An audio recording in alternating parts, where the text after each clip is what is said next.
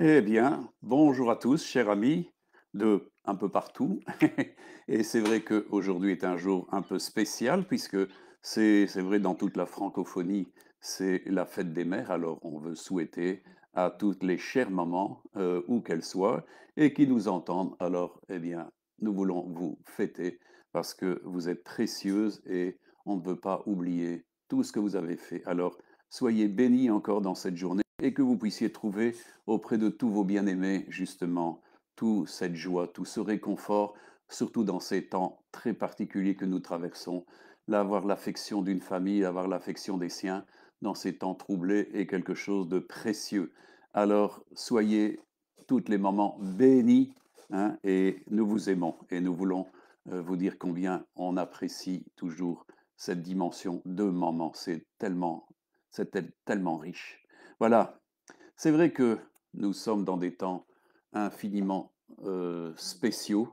Jésus nous avait averti dans sa parole qu'il y aurait dans la fin des temps difficiles, et nous sommes en plein dedans, au point que d'ailleurs, vous savez, le neveu de John Fitzgerald Kennedy avait dit dernièrement que nous étions dans les phases finales de l'Apocalypse et que nous étions confrontés, en fin de compte, au plus grand combat de l'humanité. Et je le crois, parce que tout montre tout cela. Et c'est vrai que pour les gens qui sont simples, il y a beaucoup de difficultés à s'y retrouver dans cette société qui prône le mondialisme parce que c'était une pensée qui n'était pas du tout courante auparavant. Et on voit que cette percée vers la mondialisation, eh bien, elle est là. On parle d'une quatrième révolution industrielle, on parle d'une intelligence assistée artificiellement avec des puces implantées. Tout cela, mes amis, nous montre en fin de compte un univers technocratique préparé par des gens qui ne cherchent pas leur conseil auprès de Dieu, mais qui cherchent en fin de compte à une percée mondialiste pour en fin de compte établir un règne que nous le savons être le règne de l'Antéchrist et qui ne durera qu'en fin de compte un laps de temps très limité. Mais malheureusement, nous savons que nos royaumes ici, particulièrement en Europe, eh bien, vont se liguer contre le Seigneur, contre son oint, c'est-à-dire contre le Christ, et ils voudront faire une percée significative contre cela. Et nous savons que Jésus, quand il reviendra justement, combattra ces 10 mêmes royaumes et il aura la victoire avec les saints. Donc, mes amis, nous savons que le combat sera mené vers une victoire totale. Mais en attendant, nous subissons, enfin, bien sûr, toutes les incohérences, toute la confusion de ce temps, tout l'anachronisme, tout le méfait de cette situation qui est engendré par des gens qui veulent justement troubler et qui ont conduit le monde à vivre ces troubles. Tout cela ne vient pas de Dieu, mes amis. Dieu est un Dieu d'équilibre, c'est un Dieu qui veut le bonheur des enfants et de sa création. Malheureusement, les choses passent tout autrement. Aussi, mes amis, dans ce temps, il est important pour chacun d'entre nous d'être vraiment à l'écoute et aussi de trouver auprès de celui qui est la sagesse et le véritable conseil. C'est pour ça que je voudrais prendre avec vous les passages de l'Écriture pour se faire du bien et surtout pour se confirmer dans les choses qu'il convient que nous suivions. Et je prendrai donc avec vous le Proverbe 3, versets 13 à 23. Il dit: Heureux l'homme qui trouve la sagesse et l'homme qui possède l'intelligence, car le gain qu'elle procure est préférable à celui de l'argent. Le profit qu'on en tire vaut mieux que l'or. Elle est plus précieuse que les perles, et elle a plus de valeur que tous les objets de prix. Dans sa droite est une longue vie, dans sa gauche la richesse et la gloire. Ses voies sont des voies agréables, et tous ses sentiers sont paisibles. Elle est un arbre de vie pour ceux qui la saisissent, et ceux qui la possèdent sont heureux. C'est par la sagesse que l'Éternel a fondé la terre, et c'est par l'intelligence qu'il a affermi les cieux. C'est par sa science que les abîmes se sont ouverts et que les nuages distillent la rosée. Mon fils, que ces enseignements ne s'éloignent pas de tes yeux, garde la sagesse et la réflexion. Elles seront la vie de ton âme et l'ornement de ton cou. Alors tu marcheras avec assurance dans ton chemin et ton pied ne heurtera pas. Je crois que c'est très important de comprendre que Dieu est d'abord un Dieu de sagesse et qu'il a justement fondé la terre par la sagesse. Et nous savons que la terre, il l'a fondée avec son Fils. Toute chose a été créée en son Fils. Et il est la sagesse qui nous est donnée. Mes amis, il est important, ailleurs justement dans les proverbes aussi, C'est Salomon qui le dit, la sagesse a pour demeure le discernement et la sagesse a pour science la réflexion. Alors mes amis, ceux qui possèdent justement cette dimension de discernement, cette dimension de réflexion, cette dimension de sagesse, ce sont des gens qui peuvent véritablement arriver. Et nous savons que l'œuvre de chacun, l'œuvre, la vie, c'est-à-dire les résultats, les fruits de nos vies, démontreront quelle a été la sagesse que nous avons eue, le discernement que nous avons eu et comment nous avons appliqué cette même sagesse. Mes amis, c'est la sagesse qui fait réussir. La sagesse a l'avantage sur tout. Nous pouvons avoir des vertus et beaucoup de bonnes choses, mais si nous n'avons pas la sagesse, même ces vertus ne nous aideront pas. C'est la sagesse. C'est pour ça que Dieu est d'abord un Dieu de sagesse et il a tout créé par la sagesse. On comprend l'importance de cela. Quand Paul nous dit dans Romains au chapitre 11, versets 34-36, qui a connu la pensée du Seigneur ou qui a été son conseiller? Qui lui a donné le premier pour qu'il la recevoir en retour? C'est de lui et par lui et pour lui que sont toutes choses. À lui la gloire dans tous les siècles. Amen. Mes amis, nous savons que tout a été créé par le Seigneur et personne n'a été dans son dos pour lui donner des conseils. Il a tout établi selon son conseil, selon son cœur, selon sa justice, selon son amour, selon sa sainteté. Tout ce que Dieu décide est parfaitement organisé. C'est pour ça que personne n'a jamais été son conseiller et qui est quelqu'un qui lui est donné en premier pour recevoir ensuite. Non, mes amis, Dieu, et il nous est dit ici, et c'est très important, je vous le répète, c'est de lui et par lui et pour lui que sont toutes choses. À lui la gloire dans tous les siècles. Amen. Mes amis, ça fait la quadrature du cercle, hein. Ça montre qu'en fin de compte, tout, c'est Dieu qui possède tout.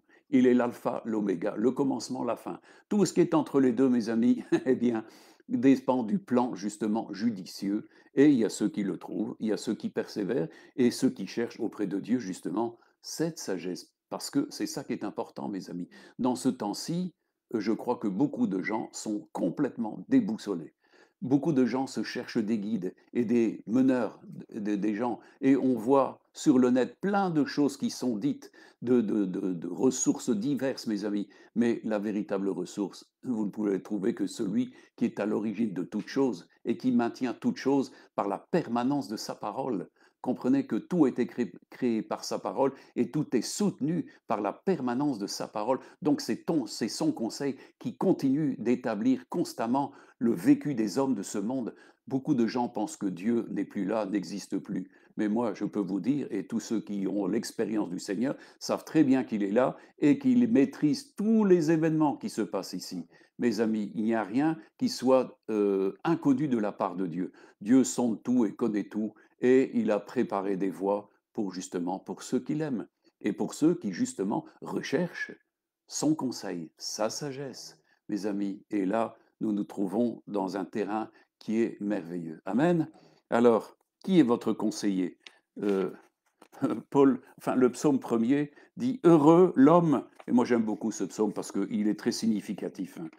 C'est le premier psaume, et ça c'est formidable. Heureux l'homme qui ne marche pas selon le conseil des méchants, et qui ne s'arrête pas sur la voie des pécheurs, et qui ne s'assied pas en compagnie des moqueurs, mais qui trouve son plaisir dans la loi de l'Éternel, qui la médite jour et nuit. Il est comme un arbre planté près d'un courant d'eau qui donne son fruit en sa saison et dont le feuillage ne se flétrit pas. Tout ce qu'il fait lui réussit. Et il n'en est pas ainsi des méchants, ils sont comme la paille que le vent dissipe, c'est pourquoi les méchants ne résistent pas au jour du jugement, ni les pécheurs dans l'assemblée des justes, car l'Éternel connaît la voie des justes, et la voie des pécheurs mène à la ruine. Mes amis, c'est très important, hein, les justes triomphent toujours, mes amis. Ils triomphent toujours, mais les méchants ne triomphent pas. C'est pour ça qu'il dit de ne pas marcher selon le conseil des méchants. Vous savez, on dit couramment, et c'est un dicton, que les conseilleurs ne sont pas les payeurs. Amen. Hein, mes amis, qui est votre conseiller? Et pour beaucoup, vous avez déjà fait l'expérience, je le pense, de gens qui n'étaient pas des bons conseillers et vous avez pâti de ces dimensions-là. Mais est-ce que vous pourriez vous tenir ces gens-là pour responsables de leurs conseils? Non. vous ne pouvez rien faire. C'est comme ici, hein, dans tout ce qui se fait au niveau des contrôles sanitaires.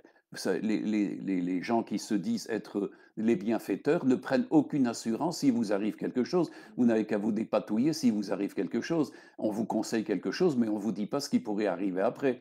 Donc c'est très important de savoir de la part du Seigneur ce qu'il convient de faire, mes amis.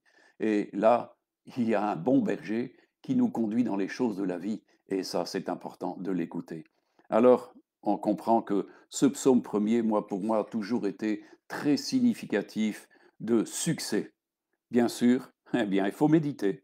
Il y a l'homme qui médite, qui cherche son conseil auprès de Dieu, mes amis, et pas auprès des méchants. Si vous cherchez le conseil auprès des méchants, ne vous attendez pas à avoir de grandes victoires. Vous n'aurez que des problèmes. Mais il est dit ici que celui qui fait cela, ce que dit le psaume premier, il nous est dit que tout ce qu'il fait, il le réussit. Dieu fait réussir les justes, car les yeux de Dieu sont sur les justes, c'est-à-dire sur ceux qui écoutent le conseil de Dieu. Hein, amen. Jésus a dit, vous me dites Seigneur, Seigneur, mais pourquoi est-ce que vous ne faites pas ce que je vous dis? Vous savez, Jacques dira, hein, il ne s'agit pas simplement d'entendre la parole, mais de l'accomplir et d'obéir à la parole. Ça, c'est la sagesse. Amen. Alors, mes amis, comprenez l'importance justement de commencer à être vraiment dirigé par celui qui est le meilleur des conseillers, le meilleur des instructeurs. Est-ce que Jésus est devenu votre instructeur? Hein? On est dans un monde qui cherche des conseillers. Hein, et il y a des conseils en toutes sortes de choses. Vous savez, dans les Proverbes, il nous est dit qu'un roi peut régner par le nombre de ses conseillers. Et nous sommes dans un univers où les rois et les grands de ce monde sont obligés de s'entourer de toutes sortes de conseillers techniques, agricoles, de tous les domaines de la science doivent être, c'est pour ça qu'il y a plein de ministères qui tournent autour des dirigeants et des rois de ce monde, mes amis. Mais l'important, c'est d'avoir des bons conseillers. Parce que si c'est des mauvais conseillers, ben le roi ne sera pas bien conseillé. Hein, et la parole de Dieu dit, heureux le pays dont le roi craint l'Éternel. Pourquoi? Parce que s'il craint l'Éternel, les conseillers qu'il va prendre seront des bons conseillers. Et nous voyons que même dans l'Ancien Testament, eh bien, Dieu dirigeait près des monarques, même des gens comme Nebuchadnezzar, Darius et tout ce qui s'ensuit, et d'autres, Artaxerxès et des tas d'autres, eh bien, Dieu déléguait des prophètes auprès de ces gens-là pour les conseiller. Mes amis, ils devenaient des conseillers. Quand nous voyons Daniel et ses compagnons ont été des conseillers des monarques de l'époque. Quand nous voyons Joseph, il est devenu le conseiller de Pharaon. Rien ne se faisait sans le conseil de Joseph. Nous voyons que Dieu a toujours élevé à une dimension de conseiller des hommes qui devaient influencer des sociétés, des grands États et tout ce qui s'ensuit. Mais maintenant, est-ce que nous avons ce même genre de conseiller pour s'occuper de nos rois, de nos présidents? Mes amis, nous voyons que bientôt, au mois d'août, de nouveau, il y aura le forum économique de Davos. Et là-bas atterriront 1700 avions à peu près. Donc tous des gens qui viennent de tous les coins du monde, qui en fin de compte représentent tous les États, toutes les économies, tous les pouvoirs, toutes les monopoles et tout ce qui s'ensuit. Et c'est tous des gens qui vont décider pour vous de la destinée du monde. Mais mes amis, est-ce que c'est un forum chrétien? Est-ce que c'est un forum qui craint Dieu, qui recherche la sagesse de Dieu? Non, absolument pas. C'est quelque chose qui est en train de vouloir faire une percée en force pour la mondialisation et la contrainte et la domination des peuples. Mais mes amis, c'est pas du tout ça que Dieu veut faire, puisque Jésus a dit, allez et dites, le royaume de Dieu vient. Allez et dites, je viens. Jésus l'a dit, je viens bientôt. Mes amis, il vient et nous savons que toutes ces choses-là devaient s'exécuter avant que lui ne vienne. Parce que le temps des nations devait s'accomplir avec la vanité des nations, l'orgueil des nations, leur prétendu pouvoir et tout ce qui s'ensuit. Tout ça s'exécute, mes amis, sous nos yeux, d'une manière systématique, comme Dieu l'a dit. C'est à la lettre. Tout se fait à la lettre. Et nous savons que le Seigneur va revenir justement. Et si vous lisez Daniel, vous verrez bien que toute cette dimension de la mondialisation va voler en éclats. Pourquoi? Parce que tous les royaumes qui sont sous les cieux seront donnés au peuple des saints. Et il n'y aura plus qu'un seul royaume et qu'un seul roi, c'est-à-dire Jésus. Mes amis, c'est lui qui vient et qui écrase la tête du serpent bientôt. Alors prenez courage, Moi, le Seigneur m'a dit, je viens bientôt et j'écrase votre ennemi. Donc, soyez rassurés, je n'ai pas besoin de vous donner de grandes prophéties, les choses vont suivre leur cours.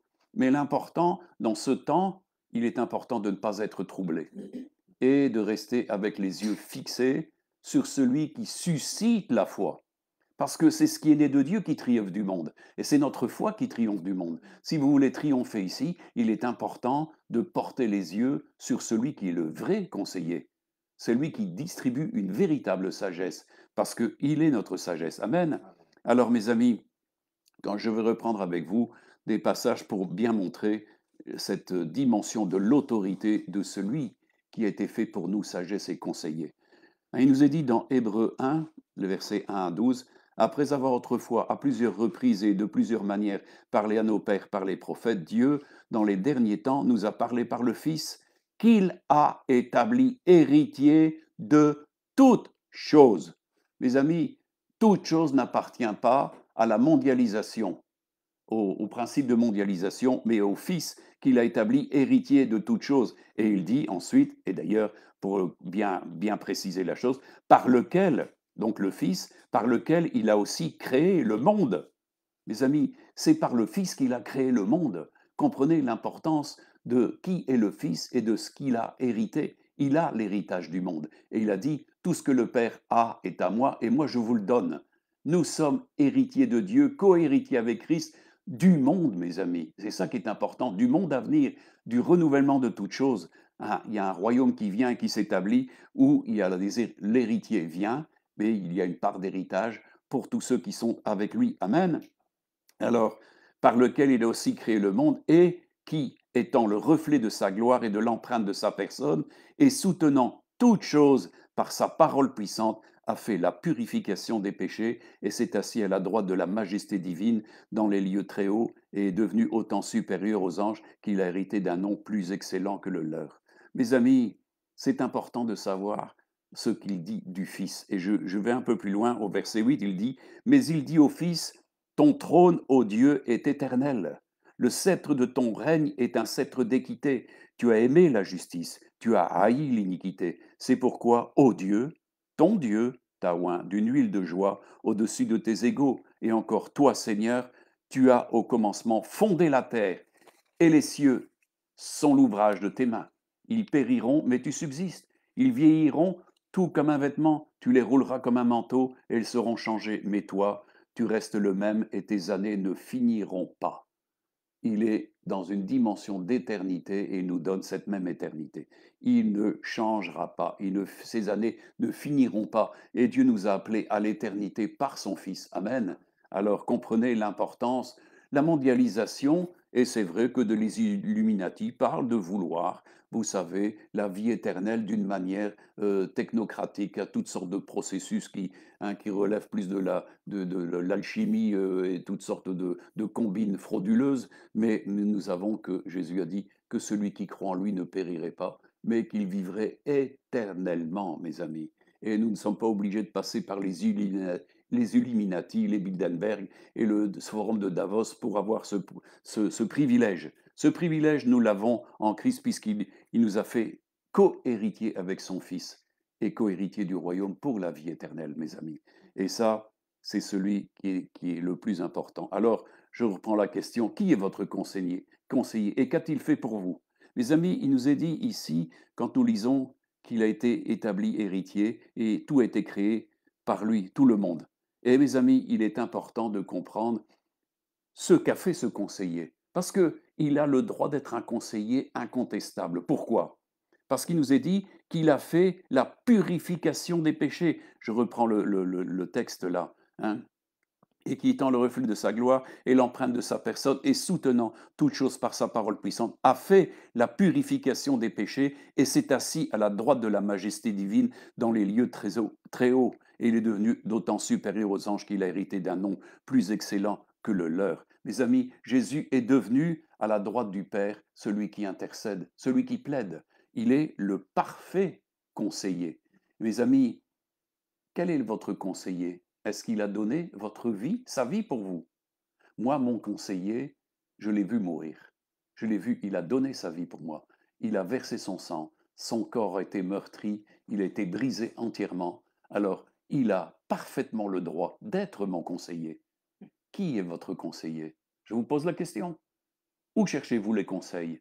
Mes amis, qu'ont fait pour vous ceux qui se posent pour être vos conseillers?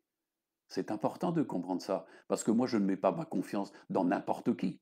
Je mets ma confiance dans celui qui a payé cher pour être mon rédempteur, mon sauveur, mon messie, mon directeur. Et je peux lui donner ma confiance parce qu'il l'a fait. Les autres prétendent, mais ne donnent rien. Mais lui, il l'a fait, il l'a démontré, il a prouvé son amour, mes amis. Et nous avons, à cause de lui, un libre accès auprès du Père. Mes amis, il a payé notre passage.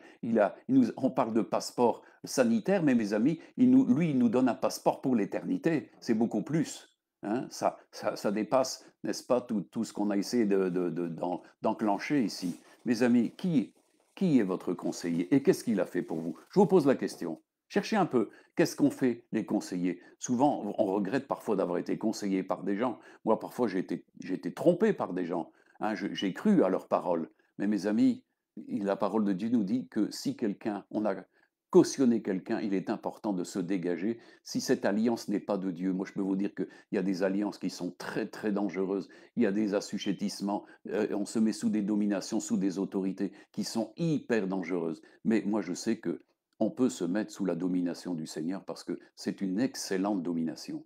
Hein, c'est important. Hein. Alors, nous savons, et justement, je reprends encore le passage pour formuler qui est Jésus, qui est mon conseiller. Hébreux 7, 24-27, il dit, mais lui, parce qu'il demeure éternellement, possède un sacerdoce qui n'est pas transmissible. C'est aussi pour cela qu'il peut sauver parfaitement ceux qui s'approchent de Dieu par lui, étant toujours vivant pour intercéder en leur faveur. Il nous convenait en effet d'avoir un souverain sacrificateur comme lui, saint, innocent, sans tache, séparé des pécheurs et plus élevé que les cieux, qui n'a pas besoin, comme les souverains sacrificateurs, d'offrir chaque jour des sacrifices d'abord pour ses propres péchés, ensuite pour ceux du peuple, car ceci il l'a fait une fois pour toutes en s'offrant lui-même. Mes amis, aucun sacrificateur ne pouvait s'offrir, mais lui l'a fait. C'est pour ça qu'il est établi pour être un sauveur parfait, et il peut sauver parfaitement ceux qui s'approchent de Dieu par lui. Amen. Et ça, c'est important, mes amis. Nous avons un accès auprès du Père, justement, à cause de son merveilleux travail, hein, et il devient de ce fait le merveilleux berger. Et c'est ça. Et on connaît pour beaucoup cette parabole que Jésus a donnée dans Jean 10, versets 6 à 14. Il nous est dit, Jésus leur dit cette parabole, mais ils ne la comprirent pas. Ils ne comprirent pas de quoi il leur parlait. C'était un langage qui leur était encore étrange. Voyez-vous, Jésus leur dit encore, en vérité, je vous le dis, je suis la porte des brebis. Tous ceux qui sont venus avant moi sont des voleurs et des brigands, mais les brebis ne les ont pas écoutés. Je suis la porte. Si quelqu'un entre par moi, il sera sauvé. Il entrera, il sortira, il trouvera des pâturages. Le voleur ne vient que pour dérober, égorger et détruire. Moi, je suis venu afin que les brebis aient la vie et qu'elles soient dans l'abondance. Je suis le bon berger. Le bon berger donne sa vie pour ses brebis. Mais le mercenaire, qui n'est pas le berger et à qui n'appartient pas les brebis, voit venir le loup, abandonne les brebis et prend la fuite. Et le loup les ravit et les disperse, et les mange, bien sûr. Le mercenaire s'enfuit parce qu'il est mercenaire et qu'il ne se met pas en peine des brebis. Je suis le bon berger, je connais mes brebis et elles me connaissent. Amen. Est-ce que vous connaissez ce bon berger? Moi, je peux vous dire une chose, c'est que je l'ai rencontré en 1975 et je peux vous assurer que je veux l'écouter tous les jours de ma vie et le suivre pas à pas. Je dis souvent à ceux qui veulent être des disciples de Christ, vous devez lui coller au basket. Pourquoi? Parce que si vous lui collez pas au basket, vous avez toutes les chances de vous égarer. Il est dit de s'attacher fortement au Seigneur et fortement à tout ce qu'il a dit, parce qu'il est le bon conseiller. Beaucoup de gens sont de mauvais conseils. Hein, on a vu dans le psaume premier, heureux l'homme qui ne marche pas selon le conseil des méchants. Beaucoup de gens écoutent les conseils des méchants et pensent que les conseils des méchants sont rémunérateurs. Tôt ou tard, mes amis, se dévoile la méchanceté de ces plans. Il n'y a rien à faire. tout ce qui est méchant finit par se révéler comme étant méchant. Mais ce qui est juste se révèle comme étant juste. Et ça, c'est drôlement profitable. Alors, mes amis, on comprend l'importance d'avoir cette dimension de se conseiller. Et Ésaïe nous annonce, et c'est ça, la dimension prophétique du Seigneur.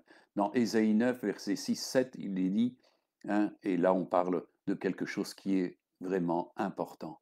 Et je vous en conjure, écoutez ce qu'il a à vous dire. Il nous est dit, car un enfant nous est né, un fils nous est donné, et la domination reposera sur son épaule. On l'appellera admirable, conseiller, Dieu puissant, Père éternel, prince de la paix. Et il donnera à l'empire de l'accroissement et une paix sans fin au trône de David et à son royaume. Il l'affermira et le soutiendra par le droit et par la justice. Dès maintenant et à toujours, voilà ce que fera le zèle de l'Éternel des armées. Mes amis, il a amené son Fils pour être le souverain sacrificateur et il est le prince de paix. Il vient, c'est pour ça que Ésaïe pouvait parler, annoncer qui serait le Fils de Dieu. Un fils nous est né. Il a engendré un fils. Amen.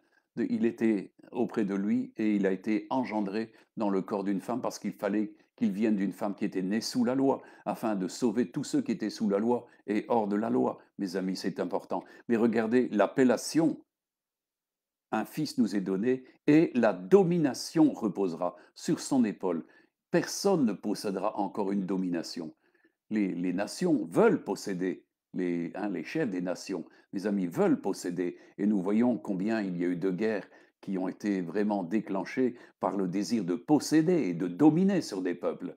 Mais la domination vient de la part de celui qui est doux et humble de cœur. Et ça, c'est celui qui dominera sur le règne. C'est à lui qu'appartient l'héritage du monde. Et ça, il le donnera à son fils. Et la domination reposera sur son épaule. On l'appellera admirable conseiller. Ah, mes amis, on l'appellera admirable conseiller. Donc ça veut dire que ses conseils sont vraiment précieux, sont vraiment admirables à tout point de vue, à 100%. Pas vrai? Je pense que c'est ça que ça veut dire. L'Écriture, elle ne donne pas une autre perception de cette dimension de l'admirable conseil que lui peut donner. Et nous voyons que cette dimension de Père puissant et de Père éternel et de Prince de paix lui est donnée. Mes amis, pourquoi? Eh bien parce qu'il était avec le Père quand il a tout créé. Le Père a tout créé par le Fils et pour le Fils. Amen. On comprend qu'il est un Dieu créateur. Hein, donc, il est Dieu puissant, Père éternel et Prince de paix, mes amis. Et il vient et il y aura avec lui, il fera triompher toute la justice, la droiture, et tout cela, le fruit de tout cela sera la paix, parce qu'il est le Prince de paix. Amen. Il est le soleil de justice qui va paraître bientôt, et tous ceux qui auront aimé la justice vont se réjouir de le voir apparaître. Pour les autres, ça sera quelque chose de très dramatique, mes amis. Mais tous ceux qui se seront confiés en lui, eh bien, seront attirés dans sa gloire et monteront vers lui dans la gloire. Amen. Alors, nous savons qu'il va donner de l'accroissement à l'Empire. Il va donner vraiment une année, un millénium de prospérité.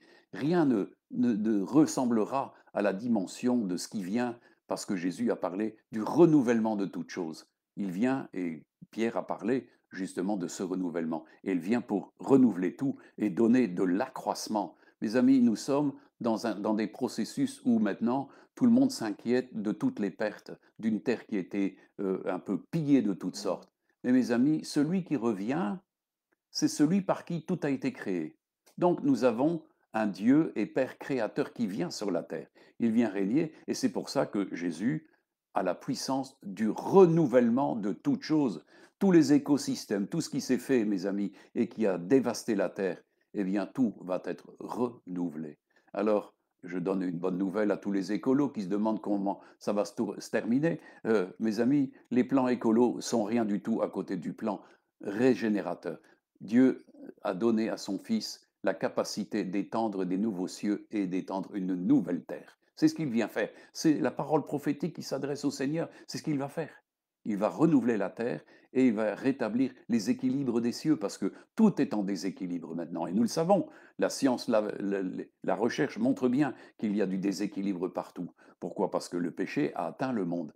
Mais le Fils qui amène sa rédemption, et il dit que toute la création soupire pour avoir part à la gloire de la rédemption des fils de Dieu, car la terre a été soumise à la vanité, non de son gré, mais à cause de, de celui qui l'a soumise, c'est-à-dire l'homme, et elle veut, elle aussi, avoir part à la gloire de la rédemption que les fils de Dieu, les filles de Dieu vont avoir dans ce temps.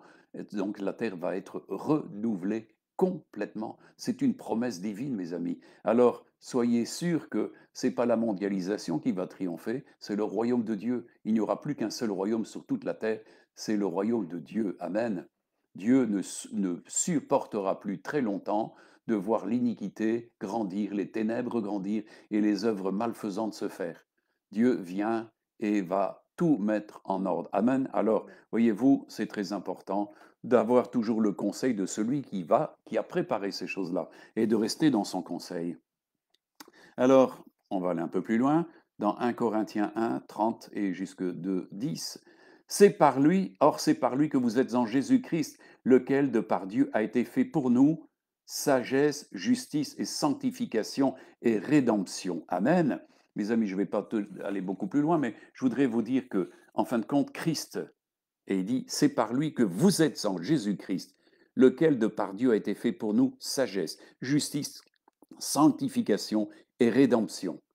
Mes amis, il a été fait pour nous tout cela, afin que, dans sa dimension, en lui, nous vivions justement la sagesse, la justice, la sanctification, la rédemption. C'est par lui, c'est en lui que ces choses-là se font. Amen. Alors, comprenez que la parole de Dieu nous dit de ne pas nous appuyer sur notre sagesse et surtout pas sur la sagesse du monde, car la parole de Dieu nous dit très clairement, pour ceux qui lisent la parole, vous le savez, la sagesse du monde, elle est diabolique, elle est de l'homme, elle n'est pas de Dieu. Hein. Et c'est pour ça que nous devons absolument nous dégager de cette dimension-là, parce que Christ a été fait pour nous sagesse. Jacques dira, le frère de Jésus, dira dans son épître, si quelqu'un manque de sagesse, qu'il la demande à Dieu, et Dieu le lui accordera sans lui faire aucun reproche. Nous avons besoin de la sagesse, nous avons besoin de sagesse, surtout dans ce temps-ci, pour ne pas faire n'importe quoi. N'importe quoi. Beaucoup de gens font n'importe quoi. J'ai malheureusement, au travers de mon ministère depuis 46 ans, vu des gens faire n'importe quoi alors qu'ils avaient l'opportunité de se retourner vers Jésus et d'avoir le conseil. Nous voyons que Israël, chaque fois qu'il était en difficulté, eh bien, si le roi ou les prophètes se tournaient vers Dieu et cherchaient son conseil, chaque fois, le conseil était donné et la victoire était assurée. Chaque fois, la victoire était assurée. Les stratégies étaient données. La restauration venait. Dieu exerçait son pouvoir, un pouvoir de miracle, un pouvoir de régénération, de renouvellement, et c'était la défaite des ennemis. Chaque fois. Mais si le peuple cherchait son conseil auprès et s'appuyait sur des étrangers, ils étaient assurés de l'échec. Mes amis, chaque fois qu'Israël s'est appuyé sur son Dieu, il avait la victoire. Et c'est la même chose pour nous, mes amis. Il est dit de ne pas s'appuyer sur la sagesse de l'homme parce que c'est une sagesse maudite. Amen. Mais heureux l'homme qui s'appuie sur le bras de l'Éternel, car il trouve des voies toutes tracées dans son cœur. Il dit que celui qui s'appuie sur le bras de l'homme est maudit. Pourquoi? Parce que, en fin de compte, il ne trouvera pas. Il est comme un homme qui erre dans des lieux déserts, des lieux salés, et ne trouve jamais le bonheur. Le bonheur, mes amis, se trouve quand on cherche Dieu. L'expérience chrétienne, et nous le voyons, il y a une multitude d'hommes et de femmes qui ont fait tellement d'expériences quand ils étaient à bout de tout. Et en fin de compte, ils étaient désespérés, ils avaient eu des mauvais conseillers, ils avaient eu toutes sortes de choses, mais avec honnêteté, quand ils cherchaient Dieu et le conseil de Dieu, eh bien, comme disait Dieu, si quelqu'un me cherche de tout son cœur, eh bien, je me laisserai trouver par lui. Et mes amis, quand on le trouve, ça devient quelque chose de très intéressant. Et je vous conseille vraiment dans ce temps-ci, de chercher celui qui va vous donner le conseil. Il a dit, si quelqu'un écoute ma parole, il est vraiment mon disciple, il connaîtra la vérité et la vérité le rendra libre. Et c'est chaque fois ça. Chaque fois quand Dieu a pu trouver des hommes qui écoutaient sa parole, eh bien, cette parole les a rendus libres. Le désir de Dieu, c'est de nous affranchir de toute servitude, de toute contrainte, parce que Dieu nous veut libres. Amen. Alors que nous voyons ici, au travers de tout ce qui se fait un petit peu, eh bien, nous voyons des contraintes. Et mes amis, ça n'a rien à voir du tout avec la liberté que Dieu nous a. euh, Et c'est pour ça d'ailleurs que Jésus vient chercher les élus bientôt, parce qu'il ne supporte pas que, en réalité, de ses enfants puissent être encore maltraités. Dieu ne nous a pas destinés à la colère, mais à la liberté et à l'héritage, hein, à l'héritage merveilleux. Alors, mes amis, hein, est-ce que vous avez le Seigneur pour sagesse, pour rédemption, pour justice? Il est tout cela pour nous. Amen. Mes amis, ce sont des choses qui doivent être enracinées dans nos vies, tout cela. Alors, Paul dira dans ce même discours, hein, quand je suis allé chez vous pour vous annoncer le témoignage, je n'ai pas eu d'autre pensée de savoir parmi vous autre chose que Jésus-Christ. Et Jésus-Christ crucifié, moi-même j'étais auprès de vous dans un état de faiblesse, de crainte et de grand tremblement, et ma parole et ma prédication ne reposaient pas sur les discours persuasifs de la sagesse, mais sur une démonstration d'esprit et de puissance, afin que votre foi fût fondée non sur la sagesse des hommes, mais sur la puissance de Dieu. Cependant, dit-il, c'est une sagesse que nous prêchons parmi les parfaits, sagesse qui n'est pas de ce siècle, ni des chefs de ce siècle qui vont être anéantis. Nous prêchons la sagesse de Dieu mystérieuse et cachée que Dieu avant les siècles avait destinée pour notre gloire, sagesse qu'aucun des chefs de ce siècle n'a connue, car s'ils l'eussent connu, ils n'auraient pas crucifié le Seigneur de gloire. Mais comme il est écrit, ce sont des choses que l'œil n'a pas vues et que l'oreille n'a pas entendues, et qui ne sont pas montées au cœur de l'homme, des choses que Dieu a préparées pour ceux qui l'aiment.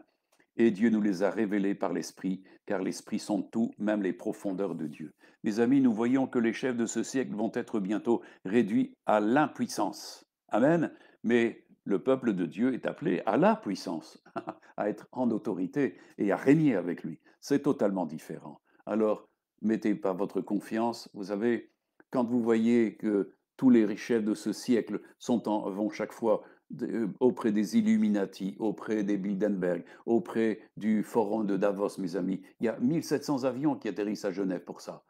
Et comprenez l'importance que ce sont tous les chefs de ce siècle, mais qui vont bientôt être réduits à l'impuissance, parce que ces gens-là vont donner leur autorité à la bête ici pour le règne de la bête, pour régner avec lui pendant 1 heure, c'est-à-dire 7 heures, 7 ans. Le temps des petites et des grandes tribulations, le temps de la colère de Dieu sur la terre. Ensuite, Jésus revient et tous ces chefs disparaîtront, ils n'auront plus, ils vont être anéantis. C'est comme le dit ici, des chefs de ce siècle qui vont être anéantis. Jésus vient avec une grande colère, il va anéantir cette dimension des chefs de ce siècle. C'est pas que je prêche la révolte, je ne prêche pas le complot, mes amis, c'est des choses qui sont écrites, parce que, en réalité, l'initiative de tout ce qui se fait, c'est un complot satanique depuis l'aube des temps. Si ça s'est fait dans les cieux et ça s'est répercuté sur la terre, et cette dimension, Dieu vient par son Fils mettre un terme à tout cela. Comprenez que Jésus vient faire un terme. Pourquoi? Parce que Dieu récupère la terre, il récupère les hommes, il récupère les âmes, parce que c'est à lui qu'appartient toute chose. Et il établit son règne pour 1000 ans encore sur la terre, pour faire encore des nations, des sacrificateurs pour Dieu son Père. Amen. Alors, mes amis, les nations, qu'est-ce que vous pensez? Hein, Luc nous dit, et c'est Jésus qui en parle, dans Luc 22, versets 25 à 27, Jésus leur dit, les rois des nations les maîtrisent, les dominent et les tyrannisent. Et ceux qui les dominent sont appelés bienfaiteurs. Qu'il n'en soit pas de même pour vous, mais que le plus grand parmi vous soit comme le plus petit, et celui qui gouverne comme celui qui sert. Car quel est le plus grand? Celui qui est à table ou celui qui sert? N'est-ce pas celui qui est à table? Et moi cependant, je suis au milieu de vous comme celui qui sert. Le roi des rois, le seigneur des seigneurs, le Dieu de l'univers est venu comme un serviteur, mes amis. Mais les grands des nations les dominent, les maîtrisent, les tyrannisent, et ils se font appeler bienfaiteurs. Mes amis, quelle inversion de choses, mes amis, quelle inversion. Nous avons un roi qui est extraordinaire, qui est venu pour nous servir tout le temps. Il était serviteur Jusqu'au bout, il a été serviteur pour nous, pour notre bien, pour notre éternité, pour notre bonheur. Alors mes amis, nous savons que des temps viennent. Vous savez, moi j'aime bien de voir tout ce que la parole de Dieu dit dans les temps, parce que c'est Dieu qui fixe les temps. Et Ésaïe nous parle d'un temps. Il dit dans Ésaïe 32, versets 5 à 8, on ne donnera plus, dans le temps qui vient, à l'insensé le nom de noble, ni au fourbe celui de magnanime, car l'insensé profère des folies, et son cœur s'adonne au mal, pour commettre l'impiété et dire des faussetés contre l'Éternel, pour laisser avide l'âme de celui qui a faim, et enlever le breuvage de celui qui a soif. Les armes du fourbe sont pernicieuses, ils forment de coupables desseins pour perdre les malheureux par des paroles mensongères, même quand la cause du pauvre est juste. Mais celui qui est noble forme de nobles desseins et il persévère dans ses nobles desseins. Amen. On n'appellera plus, on ne donnera plus le nom de magnanime à des insensés, à des gens qui sont des fauteurs de troubles, à des gens qui se font passer pour bienfaiteurs alors qu'ils ne le sont pas, mes amis. Vous savez, Hitler, quand il a promu son règne, mes amis, c'était soi-disant pour faire le bonheur du peuple et de toutes les nations. Hein. Tous les grands tyrans promettent la paix et la sécurité. Mais mes amis, tout cela, c'est fallacieux. Nous savons bien que ça se termine toujours dans de véritables catastrophes, parce que ce n'est pas la sagesse qui les a inspirés. Mes amis, c'est la folie qui les a inspirés. Alors comprenons la folie de nos nations. Comprenons que nous avons besoin de prier pour les chefs de nos nations, parce qu'ils sont terriblement influencés par ce qui se fait d'occulte, mes amis. Ils vont dans des endroits où ils ne reçoivent aucun conseiller. Où est le temps où il y avait des Daniel, hein, des Darius, auprès de Darius, auprès de Nebuchadnezzar, auprès de Pharaon, tout ça. Il y avait des sages, mes amis. Dieu, même du temps d'Élie, vous voyez que même Élie était envoyé pour oindre pour roi de Syrie un homme, parce que Dieu voulait vraiment que l'onction royale soit apportée par le Saint-Esprit et les conseillers qui étaient nommés auprès des rois étaient des gens éprouvés, des gens de qualité avec des véritables vertus. Maintenant, nous nous trouvons devant souvent une pléthore d'hommes et de femmes qui veulent juste se remplir les poches aux dépens des peuples, mes amis. Mais il n'en sera pas de même sous le règne de Christ. Et c'est pour ça que Dieu établira ses conseillers. Amen. Ses conseillers, ceux qui vont régner avec lui, sont en train de se sélectionner en quelque sorte par justement la dimension de l'intégrité, de la justice, et surtout, ils ont pour Dieu leur conseiller. Dieu est leur conseiller. Ils ne cherchent pas ailleurs. Ils cherchent auprès de Dieu le conseil. Et nous avons vu, et pour celui qui est lecteur de la Bible, vous pouvez regarder que chaque fois, quand le peuple de Dieu cherchait auprès de Dieu son conseil, eh bien, il le trouvait, il n'y avait pas de problème. C'était sans coup férir. Amen. Alors, mes amis, hein, un peu plus loin, nous prenons Matthieu 11, versets 25-30. En ce temps-là, Jésus prit la parole et il dit, je te loue, Père, Seigneur du ciel et de la terre, de ce que tu as caché ces choses aux sages et aux intelligents et de ce que tu as révélé aux enfants. Oui, Père, je te loue de ce que tu l'as voulu ainsi. Toutes choses m'ont été données par mon Père et personne ne connaît le Fils si ce n'est le Père et personne ne plus ne connaît le Père si ce n'est le Fils et à celui à qui le Fils veut le révéler. Venez à moi, vous tous qui êtes fatigués et chargés, et je vous donnerai du repos. Prenez mon joug sur vous et recevez mes instructions, car je suis doux et humble de cœur, et vous trouverez du repos pour vos âmes, car mon joug est doux et mon fardeau léger. Amen.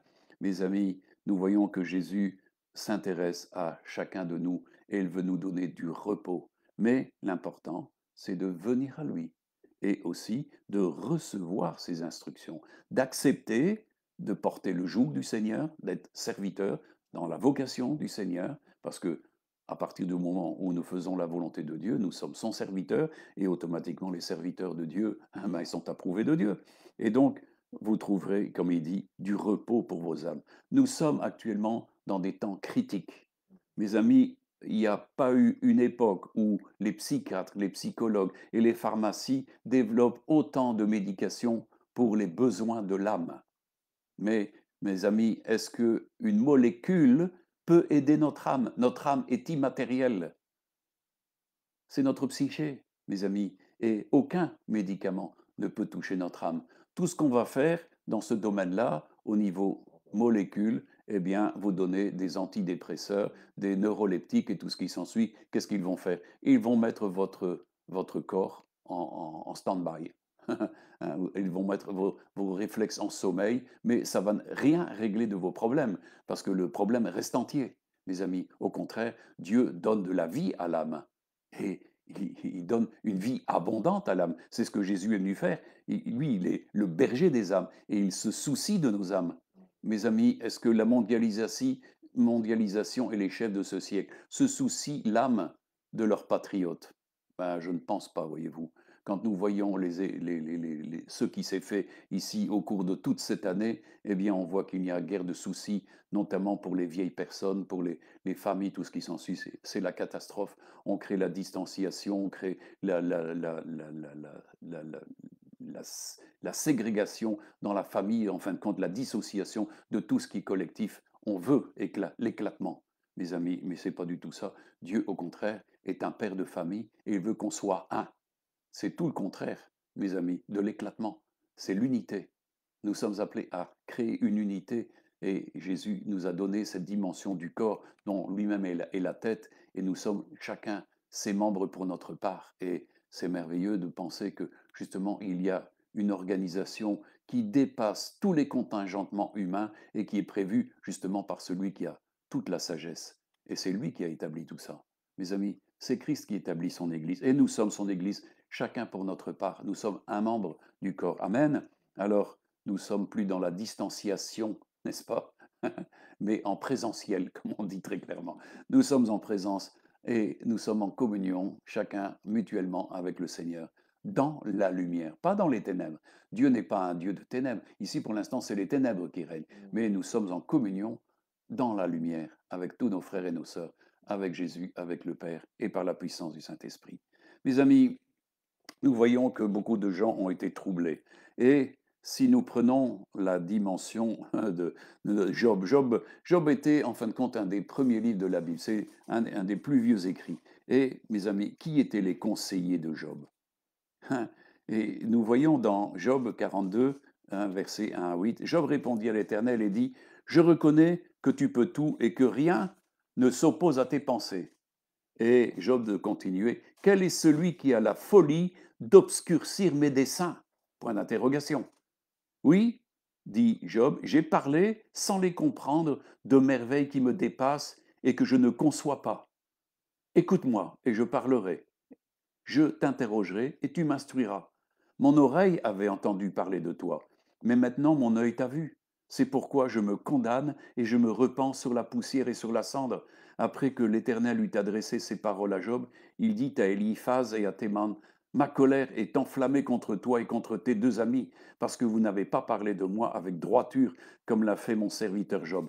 Prenez maintenant 7 taureaux et 7 béliers et allez auprès de mon serviteur Job et offrez pour vous un holocauste. Job, mon serviteur, priera pour vous, et c'est par égard pour lui seul que je ne vous traiterai pas selon votre folie, car vous n'avez pas parlé de moi avec droiture, comme l'a fait mon serviteur Job. Mes amis, il y a des gens qui troublent. C'est ce que dit Job. Il dit, quel est celui qui a la folie d'obscurcir mes desseins? Mes amis, nous sommes dans un temps très troublé. Et des gens tiennent toutes sortes de discours. Job avait compris. Pourquoi? Parce qu'il a été tout un temps dans la difficulté, dans l'épreuve. Et qu'est-ce qu'il a eu comme conseiller? Trois amis qui l'ont descendu, qui ont mal parlé. Alors comprenez que à la fin, il y a une conclusion, mes amis. Et il a fallu que Dieu vienne à la fin. Et c'est ça, on arrive ici à cette dimension où Dieu parle après tous les hommes. Dieu intervient toujours, pourquoi? Parce qu'il a vu son serviteur Job, mais il a vu les autres aussi, il les a entendus parler. Mes amis, Dieu écoute et entend toutes les paroles qui se disent. Et c'est ça qui est important. Qui est-ce qui trouble vos desseins? Mes amis, nous sommes dans un temps de grands troubles, de grande anarchie, de pensée, de courants de pensée. N'importe qui dit n'importe quoi.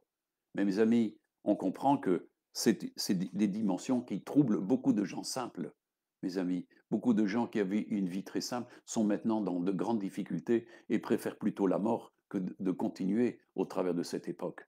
Beaucoup aspirent à la mort tellement ça devient très compliqué. Mes amis, c'est à cause de troubles qui sont faits par des gens qui nous troublent.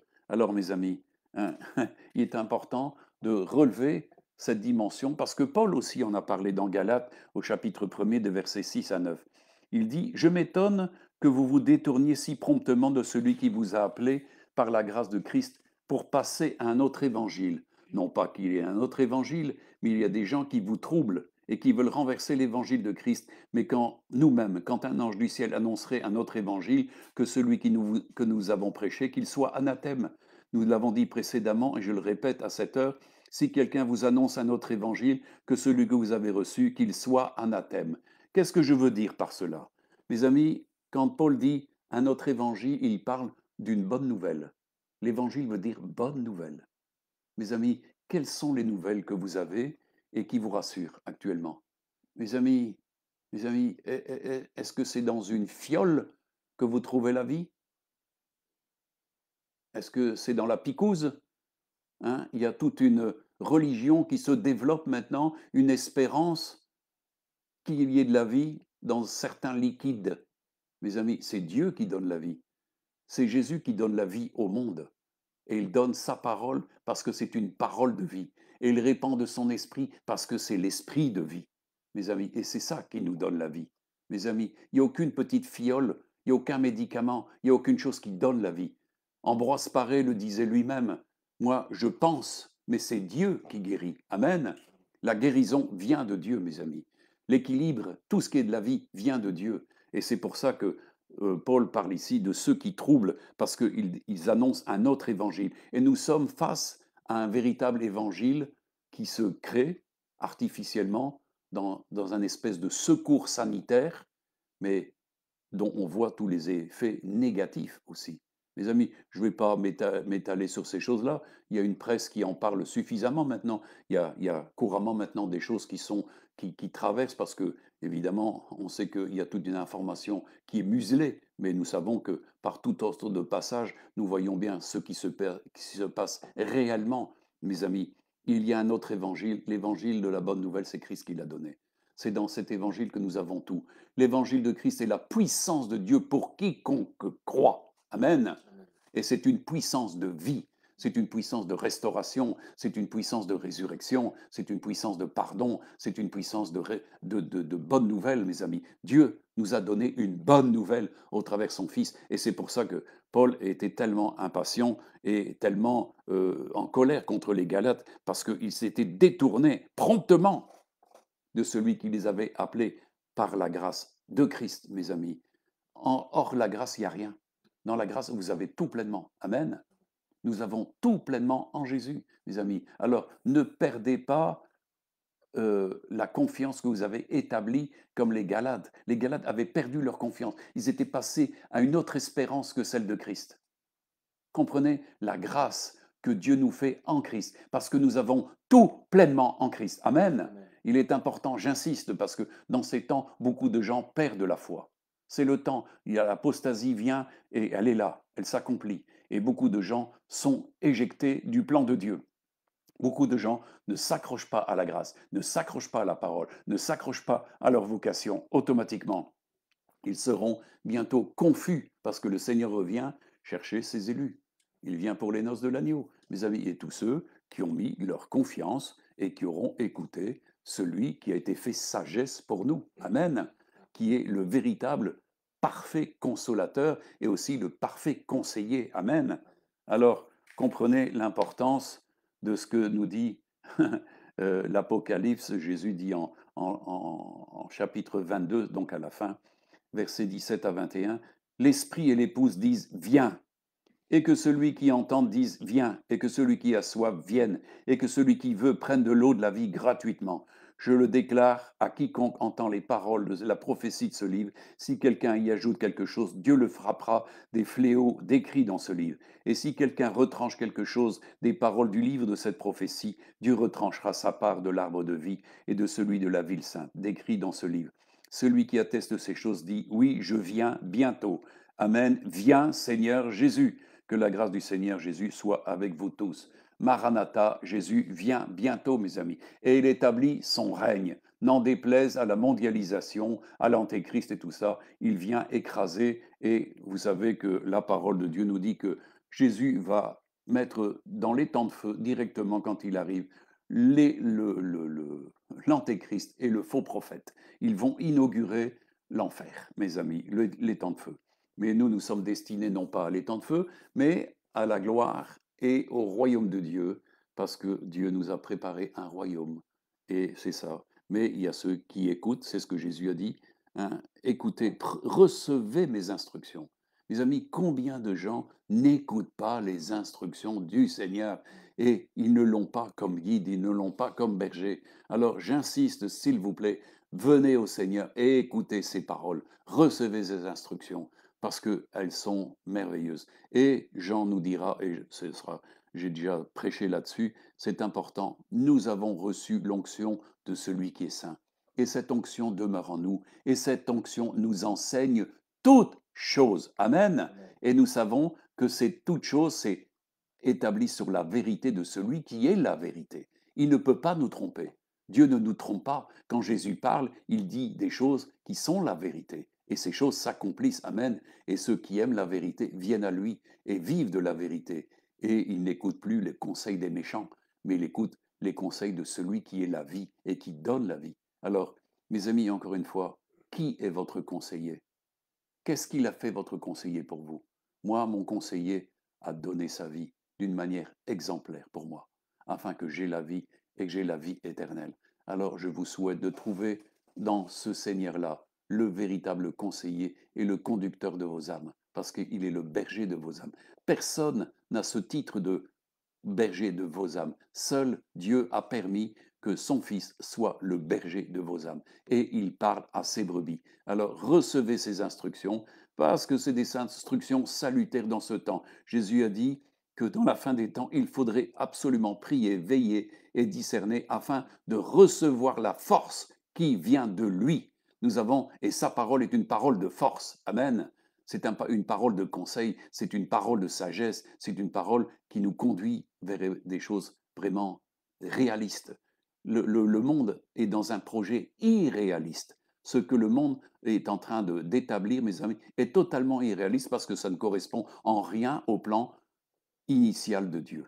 Dieu reprend tout et par son Fils. Et il établit le Fils héritier de toutes choses parce que c'est avec lui qu'il a créé le monde et automatiquement ça retourne au possesseur, au créateur. Mes amis, comprenez. Amen. Alors, mes amis, encore une fois, je souhaite une bonne fête des mères à toutes les mamans. Hein. Soyez bénis, soyez pleinement dans la grâce de Dieu, dans l'amour du Seigneur. Voilà, et à bientôt.